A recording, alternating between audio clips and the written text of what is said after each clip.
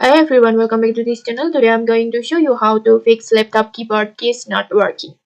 And make sure you stick around until the end because the last method is usually the one that works. Okay, let's get started. First, let's try updating your keyboard drivers by just right clicks on the start button and then search for device manager and then find keyboards and then click arrows to expand it and you will see all these our keyboard drivers, but in my case I only have one. Just right clicks and then click update driver and then search automatically for drivers and make sure to update all available keyboard drivers if you have more than one.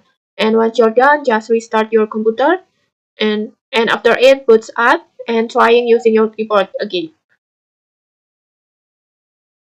And if your keyboard still isn't working, let's try a debug fix using the registry editor.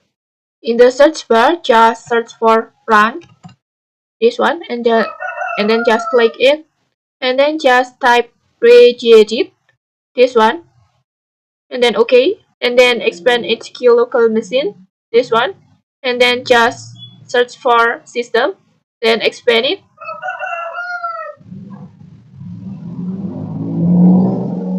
and then expand surface, and then just find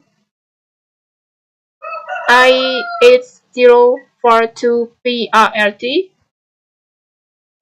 this one, and just click it, and then find start, right click and choose modify, and then change the value data to 1, then click OK, and then click OK. Now close everything and restart your computer again. After restarting, just test your keyboard one more time and it should be working now. And okay, if you found this tutorial help you, don't forget to like, comment, and subscribe for more tutorials. Thanks for watching and see you.